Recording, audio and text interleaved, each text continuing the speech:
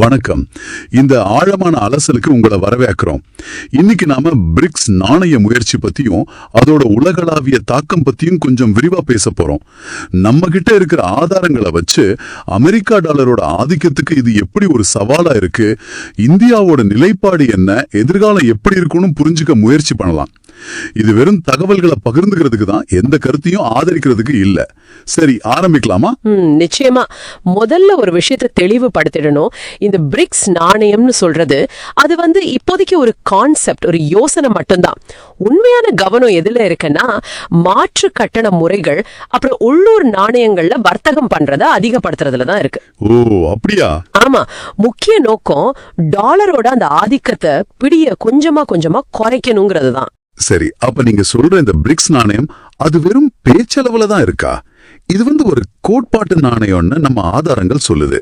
ஒருவேளை டிஜிட்டல் வடிவத்துல இல்லனா தங்கம் மாதிரி ஏதாவது பொருளை அடிப்படையா வச்சு இருக்கலாம். ஆனா யூரோ மாதிரி ஒரு பொது நாணயம் இல்ல, அப்படிதானே? கரெக்ட். யூரோவோட இது ரொம்ப வித்தியாசமானது. அப்ப இங்க முக்கியமா பார்க்க வேண்டியது, இந்த பிரிக்ஸ் நாணயங்கிற ஹெட்லைனை தாண்டி நிஜமான நகர்வு எங்க நடக்குதுன்னா, டாலரை தவிர்த்துட்டு நேரடியா பணம் செலுத்த வழிகளை உருவாக்குறதுல தான். உதாரணத்துக்கு நீங்க சொன்ன மாதிரி பிரிக்ஸ் பே முயற்சி. ஆமா, அது ஒரு நல்ல உதாரணம்.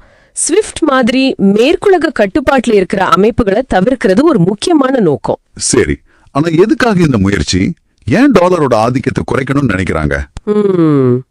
அதுக்கு முக்கிய காரணம், பல நாடுகள், குறிப்பா பிரிக்ஸ் உறுப்பினர்கள் அமெரிக்கா டாலரை ஒரு ஆயுதமா பயன்படுத்துறதா நினைக்கிறாங்க. ஆயுதமாவா? எப்படி? அதாவது பொருளாதார தடைகள் விதிக்கிறது, ஸ்விஃப்ட் அமைப்பை கட்டுப்படுத்துறது மூலமா மற்ற நாடுகளோட கொள்கைகள்ல தலையிடுறதா ஒரு கருத்து இருக்கு. இது நாடுகளோட பொருளாதார இறையாண்மை, அதாவது அவங்க பொருளாதார முடிவுகளை சுதந்திரமா எடுக்கிற திறனை பாதிக்குதுன்னு நினைக்கிறாங்க. ஓஹோ, அப்போ இது டாலர் சரியா செயல்படலைங்கிற பிரச்சனையே இல்ல. இல்ல, அத அரசியல் ரீதியா பயன்படுத்துறாங்கிற கவலை தான் அதிகம். பிரிக்ஸ் தலைவர்கள் எல்லாருமே இதுல கொஞ்சம் அதிருப்தியில தான் இருக்காங்க. அப்போ டாலரோட நிலைமை இப்போ எப்படி இருக்கு? அதுக்கு எந்த அளவுக்கு பாதிப்பு வந்திருக்கு? நம்ம பார்த்த தகவல் படி அது இன்னும் உலக அளவுல நம்பர் 1 தான். உலக கையிருப்புல சுமார் 58% டாலர் தான். பிரிக்ஸ் நாடுகளோட சர்வதேச பரிவர்த்தனைகள்ல கூட பார்த்தா 85% வரைக்கும் டாலர்ல தான் நடக்குது. ஆமா, அது உண்மைதான். ஆனா அதோட பங்கு மெதுவா குறைஞ்சிட்டு வருது. அதுவும் கவனிக்க வேண்டிய விஷயம். 1990கள்ல 70%க்கும் மேல இருந்துச்சு. ஆமா இல்லையா? இதுக்கு ஒரு காரணம், நிறைய மத்திய வங்கிகள் இப்போ தங்கத்தை அதிகமா வாங்க ஆரம்பிச்சிருக்காங்க போல. கரெக்ட். 2024 கூட தொடர்ந்து 3வது வருஷமா 1000 மெட்ரிக் டன்னுக்கு மேல தங்கம் வாங்கியிருக்காங்க. இது அமெரிக்காவுக்கு எப்படி பாதிப்பை ஏற்படுத்தும்? டாலர் கொஞ்சம் பலவீனமானா கடன் வாங்குற செலவு அதிகமாகுமா? ஆமா, அது ஒரு வாய்ப்பு. டாலர் அதோட முக்கியத்துவத்தை இழக்கிறது அமெரிக்காவுக்கு ஒரு பெரிய அடியா பாக்குறாங்க. நம்ம ஆதாரங்கள்ல கூட அத ஒரு பெரிய உலக போற இழக்கிறதுக்கு சமம்னு அவங்க நினைக்கிறதா சொல்லி இருக்கு. இதுல இந்தியாவோட நிலைப்பாடு என்ன? அது ரொம்ப முக்கியம் இல்லையா? ஆமா, ரொம்ப முக்கியம். வெளியுறவு அமைச்சர் ஜெய்சங்கர் சொன்னது மாதிரியே இந்தியா ஒரு பொதுவான பிரிக்ஸ் நாணயத்தை ஆதரிக்கல. ஓ, ஆதரிக்கலையா? இல்ல, பிரிக்ஸ் நாணயம்னு ஒரு முன்மொழிவே இல்ல அப்படிங்கறது தான் அவங்களோட ஸ்டாண்டு. அதுக்கு என்ன காரணம்? ஏன் அவங்க தயங்குறாங்க? அதுக்கு பல காரணங்கள் இருக்கு. ஒண்ணு, நம்ம நாட்டோட நாணய இறையாண்மைய பாதுகாக்கணும். 2வது, மேற்கு நாடுகளோட நமக்கு வலுவான பொருளாதார உறவுகள் இருக்கு. முதலீடு, தொழில்நுட்பம்னு அதை பேணணும். 3வது, பிரிக்ஸ் கூட்டமைப்புக்குள்ள சீனாவோட ஆதிக்கம் பத்தின சில கவலைகளும் இருக்கு. சரி, அப்போ இந்த உள்ளூர் நாணய வர்த்தகம் பத்தி என்ன சொல்றாங்க? அதை ஆதரிக்கிறாங்களா? ஆமா, அதை ஆதரிக்கிறாங்க.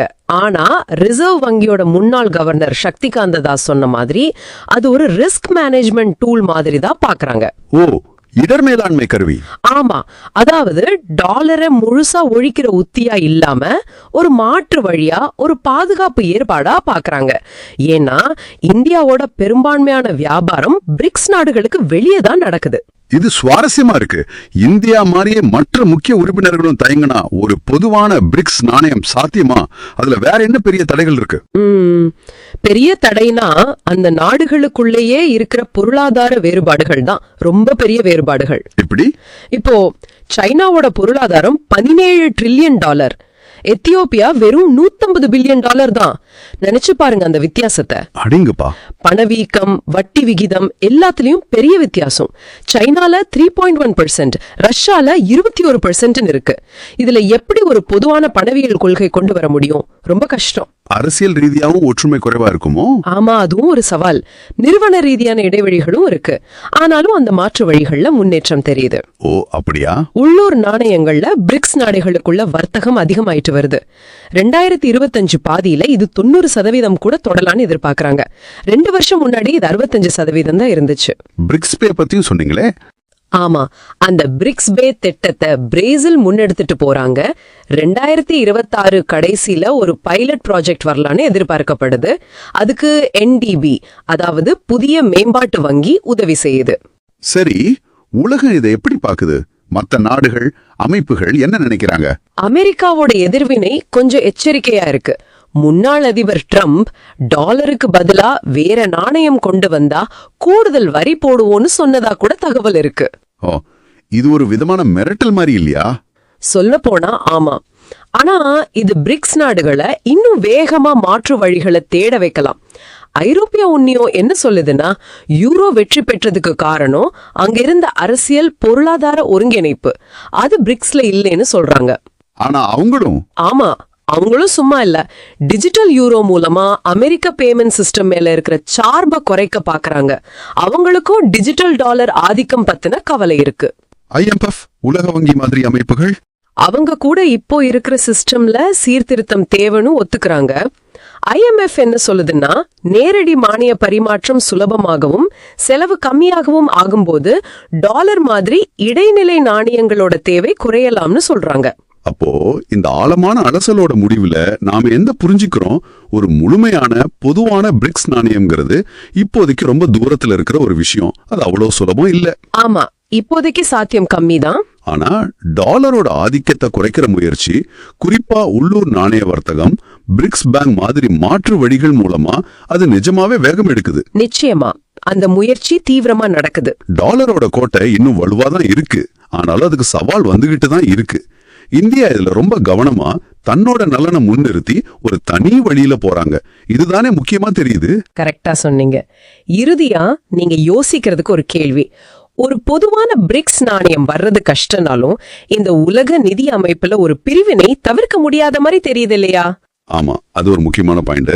அதாவது டாலருங்கிற ஒரே ஒரு மையத்துக்கு பதிலா பல போட்டி போடுற கட்டண முறைகள், பிராந்திய நாணய கூட்டணிகள்னு பல மையங்கள் கொண்ட ஒரு உலக நிதி அமைப்பு உருவாகுமா?